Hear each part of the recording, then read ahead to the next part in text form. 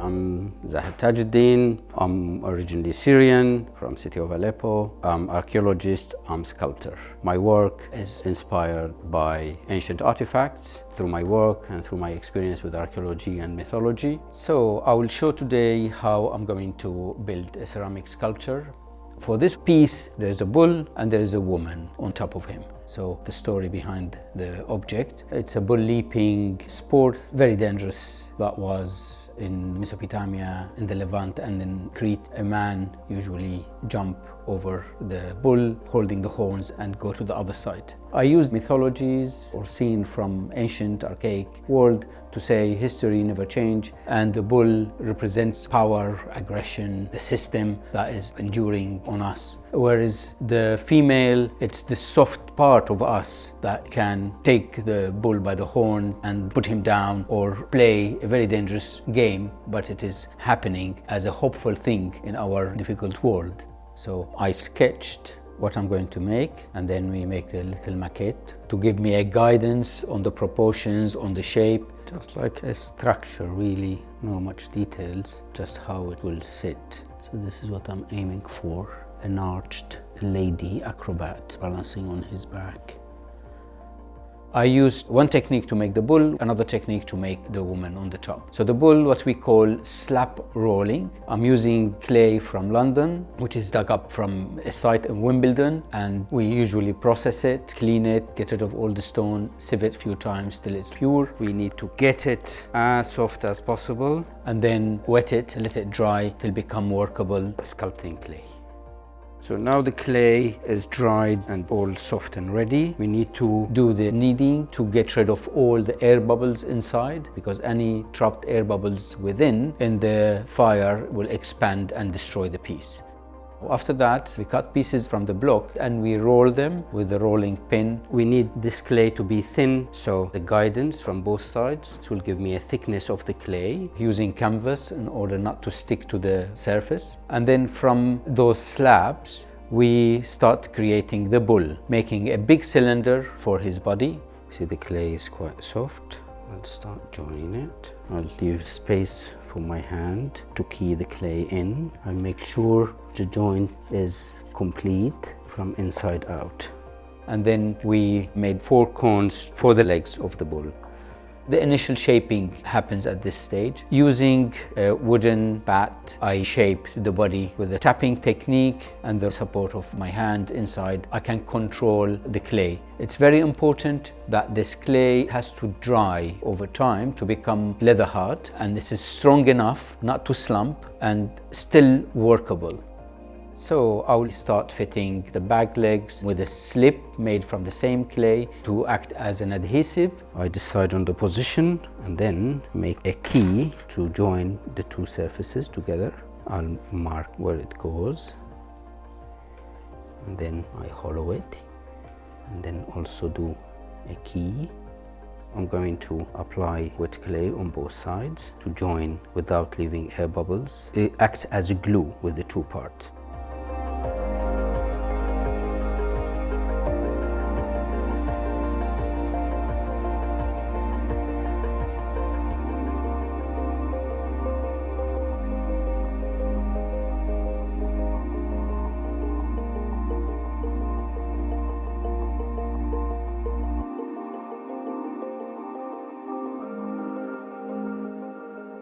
And then we start building the neck using slab, folding, scoring, applying the adhesive slip, and then join the neck, joining the head, joining the horns.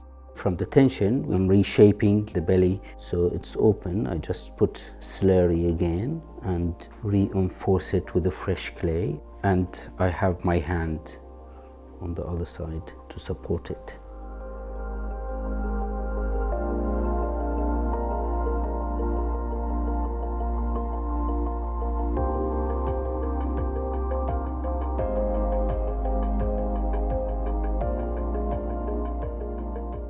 Make a key to join the neck. Make it thin at the edge. We get another piece of slab.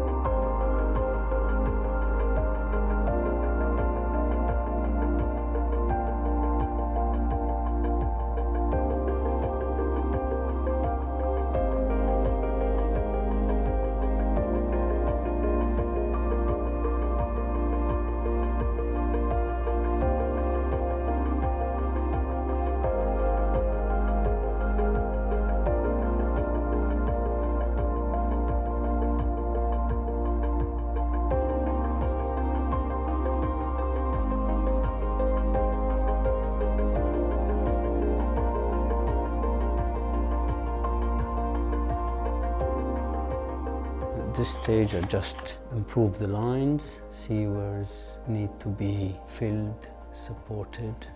I'm just like carrying on with the tooling, perfecting the surfaces, and then applying my final surface. This helped to make a key for the second part. So now the bull is ready. I'm going to make a female acrobat on his back, holding him by the horns. I'm using a piece of clay and I will shape it more or less to get the posture. So now I will start sculpting it as one piece. I prefer usually to have it straight and then arch it. I sculpt the solid piece to almost 40%, 50%, and then we leave it to dry. Usually it takes 1 to 2 days when it's leather hard. And then I refine it, shape the body more, put more details. Just for proportions, that's probably will be her head here. But that's only temporary. For working on it, I will leave the arms and the head. We'll come back to them. And the same with the head. I will sculpt that separately. I'll start adding details and shaping the body. And I always start with the straight postures, more or less, and work on all sides.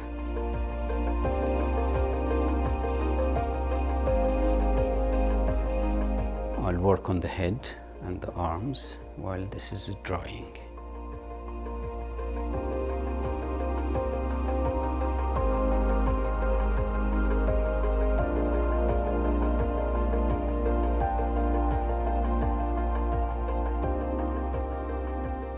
So the figure now is dry a little bit more. I can refine a little bit my details. But the next stage, I'm going to make it hollow. We'll try now to bend it to sit on the bull, leaving space for the arm and head.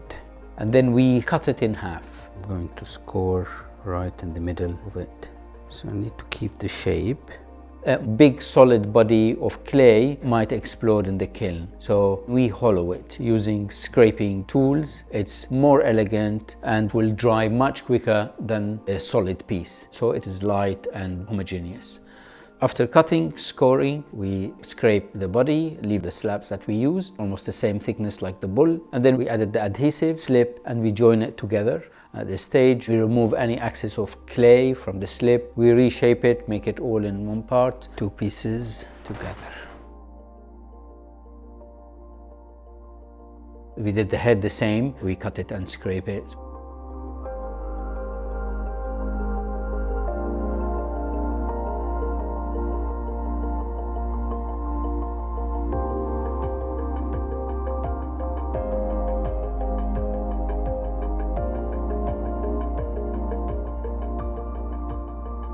So I'm just positioning it now to know what is the best place for the gesture that I'm creating. And I need to put the arm somewhere here. The arms, they are not that thick, so I kept them full. We joined the arms by the shoulders, we left it open, and then we left it to dry a little bit more till I can work further on the head details, adding the eyes, the nose, anatomy, the collarbones, to make it coherent and perfected. Since I don't glaze my ceramics, I like to finish my pieces with earthy, patinated, weathered texture. So with my work in archaeology, I like my sculptures to be like dug out of history and dug out of the earth. And through burial, through weathering, you have the scars of time, you have tags of war, but it shows evidence of endurance and resilience. That's my signature. The Z and T initials. I usually sign the date with Roman numbers. And then we mark where it's going to stick, so I can add the slip and then put them together.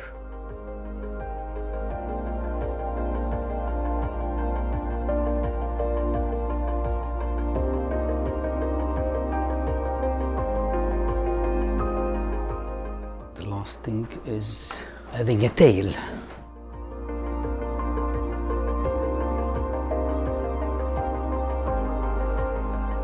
After a few days, it's ready to be fired, so we'll place it in the kiln.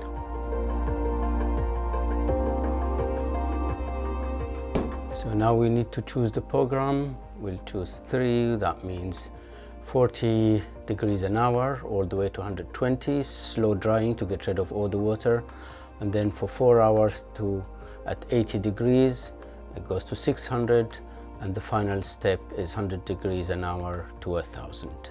And that's the temperature we need.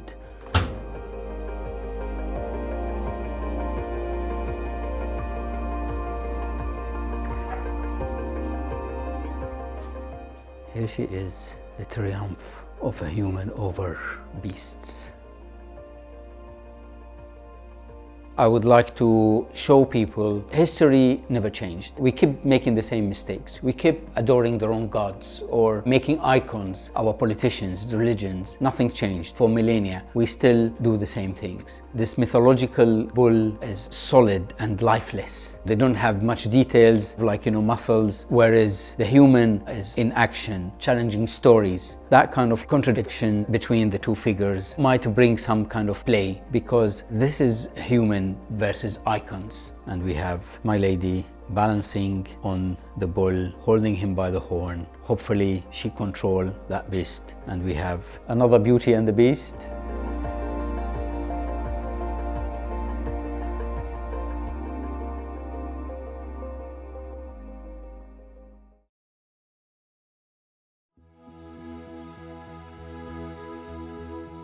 The next process is transforming a clay ceramic sculpture into bronze using lost wax technique. But for now, I'm going to build a plaster mold for it. That will allow us to produce exactly the same piece in wax. To make this mold, we need to understand how to release the plaster from the fired terracotta. So we study the object from all sides and we decide the division between the different parts of the mold and where we're going to draw the lines and where the mold will start and finish. We cannot make one mold to cover the whole sculpture. So wherever there is an area where the plaster can get stuck within, we call this undercuts. And that's like the hands, the apple, an edge or a leaf or a finger. We fill this undercut with a very thin film of clay so it can separate easily without being trapped inside. To start, I draw a line along the edge of the sculpture to decide where this division will be. That's the seam edge.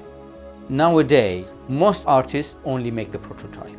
They give it to the foundry where they have a specialist to make the mold. So mold making, it's craft in its own right. In my case, for this process, I did 2 wax statues. So the foundry, they don't have the prototype mold. They cannot reproduce it. And it's nice to do it traditionally. The old way is the plaster molds because they would have done it in the rubber. And I like to finish the pieces myself and as much as possible be part of the process. We started by laying it down, made a bed of clay to seal all the edges. We made a basin. So for this piece, the choice was an Isis female figure holding 2 very strong symbols from antiquities. The Adam and Eve apple is the symbol of knowledge, temptation, and the pomegranates and the beautiful seeds. It's a symbol of multiplication, fertility, and plenty. So I call it the mother of knowledge. Concept-wise, I've chosen the mother goddess Isis. In ancient Egypt, Isis is the goddess of love, fertility, and she takes care of her child, nourish it, feed it, make it grow. And of course, she brought him back to life. So this cycle of life and death comes back over and over again in different religions. So the role of mother is very important for me. I think women in general play a major role in our life. They are the mother, lover, the sister. They are the force behind men and building the world. So now I need to build the frame around it, and then I will smooth it, make it all perfect, make it nice and level.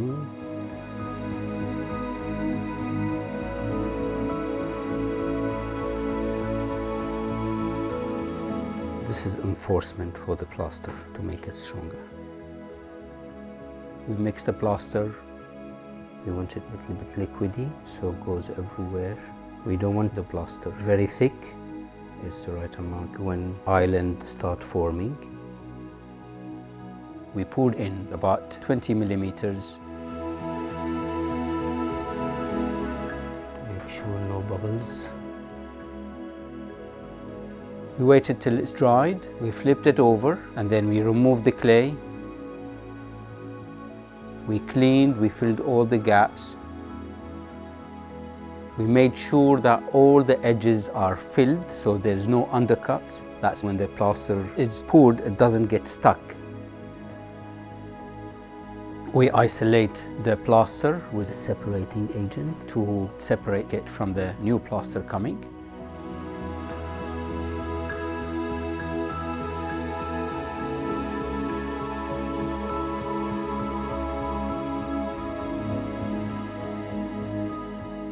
We formed another bed and poured a plaster over the second part.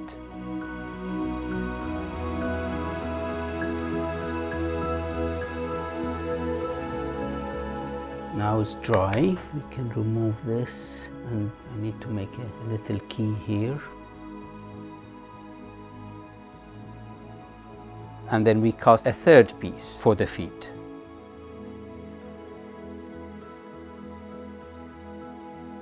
Now the mold is complete. We wait till it's dry, clean it, make it in a nice shape, and that's ready for casting. We remove the ceramic and then wait till the plaster is cured and strong. Here's the feet and the keys for the other mold. That's it. I will clean it and it's ready.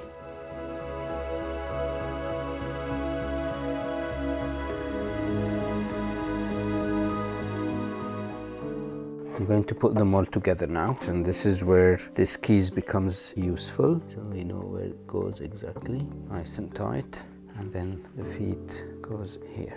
I will bring straps and make sure it's tight.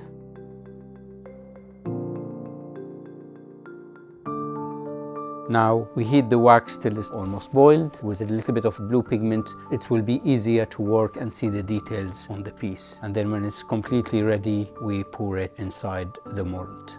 In connection with the cold surface, the wax gets dry and consolidates on the edges, leaving the core empty.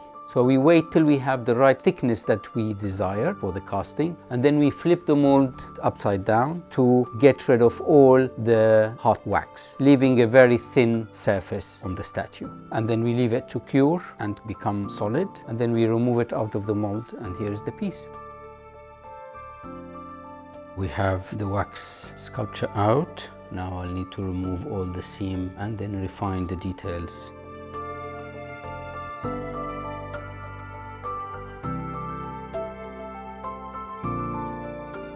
It's very thin, so because I did all the undercuts, I manually re-sculpt the fingers around the apple, around the pomegranate, make the little details, improve the face, and put my texture back. This wax casting, it's 6,000 years old and only changed in the last 100 years using rubber mold and now ceramic shell. Human labor is okay. Rubber is the AI of the time. So going to the next stage, we move to the foundry, and at the foundry they will turn a wax piece into bronze. To start, they make a mold for when they pour hot melted bronze where they have vents, so no air bubbles will be trapped. So they identify the force of gravity, the physics, and hydraulic liquid movement from where they're going to cast it. In that case, it was the base, and they make a big funnel for the bronze to pour inside. From that, they added a pipe which will act as a main vent that will be connected to the back of the head, which is the highest point in the sculpture, but in reality, it will be turned upside down. This will be the lowest. And then they added spurs and other canals leading to that main drain or vent from both sides. Hence the hands, because it's up, they need to be sure that nothing will be trapped on the fruit or on the fingers. So they add little tubes and they create this network of vents to let the bubbles escape. After that, they weigh it to see how much bronze, and then they rinse it with alcohol to remove any oily things on the surface, and that's to help applying what they call ceramic shell, where they cover it with malachite, which is a vitrified material that resists heat a lot, because when you pour the bronze, it's almost 1,000 degrees. You need to have a shell to withstand this heat. So you build layers on layers around the whole object. But that very first layer is taking the imprints from the sculpture itself with the finest details till you have this shell between 6 millimeters to 1 centimeters, and then they add fiberglass on the top to help adhering and creating a strong shell that doesn't crumble. So the role of that fiberglass is basically to make a structure within the liquid to stop it from crumbling and falling apart. And then they would leave it to dry, and forming the shell takes 3-4 days because it has to be done in stages. He put it in this cupboard with a little heater to accelerate the drying process. After a couple of days, they turn it upside down, and when they fire it, the wax inside gets molten and drips away completely out of that ceramic shell. It's lost wax technique. And 80% of it will be recycled for reuse, and the void left in the ceramic shell is where you would pour the bronze. Now the shell is completely empty. They hang it on the edge of this big cylinder for it to become vitrified.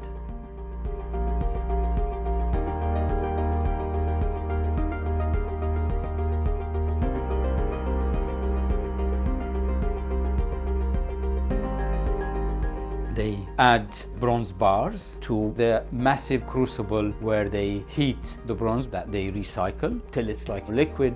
When the temperature is ready, they remove impurity from the metal and they fill the whole container with sand. So ceramic shell would be packed with vitrified silica that stop it from cracking. So you have another force for the mold. The reason we make in bronze is more sellable and more desirable because unlike ceramic, it doesn't break. And sadly, ceramic becomes an applied art rather than fine art. So if it's fine art, even if it's sculpture, people don't take it because the material, it's abundant, it's cheap, it's obtainable, it's not that desired. Some people only collect ceramics, but for more sustainable, long-lasting, durable piece, bronze is the material to go for. Now the crucible goes up in the air and they tilt it and start pouring the bronze inside of every single statue that they have. So my favorite medium is ceramics. Ceramics is more satisfying because it's work where you finish everything yourself, from processing the clay to mixing it to fire to glaze, all in my studio. Whereas by the time you produce in bronze, it's out of your hands. The artist does about 30% making the object, and then the shell, the wax, and this network of vents, that is all in the foundry. So somehow you lose your finger marks on the piece. Although I finished the details and the whole concept in red terracotta, it's still my work, but this act of fire, this technical part of the process, it becomes a foundry thing. It's theirs. The metal cools really quickly, within an hour or so, and then after the bronze is cured, they will break the ceramic shell to have exactly the same sculpture, but this time in bronze. Triple of its weight went onto casting canals for vents. So they cut and resculpt those joints and will be recycled in the next patch they are making. Usually I do all the finishing myself, but for this piece, for the final touches and finishing, they would have high quality sculptor involved there who does the work, copying my original touches and texture. They sandblast it to get rid of the ceramic shell residue, and they will finally finish and match all the details with tooling where they carve on bronze.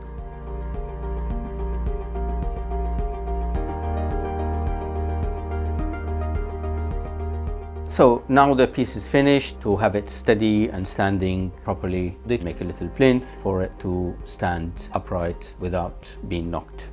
The bronze is shiny, almost goldeny, so we apply a patination using metal oxides like copper, iron with heat to oxidize the surface and give it different color and patina. So they treat the metal with a brush, chemicals and heat, and since I like that archaeological look, usually I go for brown, green, evidence of age, evidence of burial of some sort. And for me, the choice of the turquoise patination has meaning. So bronze, it's a metallic golden color, but in nature you can get the verdigris from environment, rain, sun, water, which is weathering. When it's oxidized, it's the effect of time and nature on the bronze. turquoise. And then for ancient Egyptians, turquoise has special meaning because it doesn't exist in nature, only in semi-precious stones like turquoise or lapis lazuli, which were very expensive in ancient time. So they were, with their work of ceramic and glass, trying to replicate and create this semi-precious look into their sculptures. So that choice, it's an echo from ancient Egypt brought to the sculpture.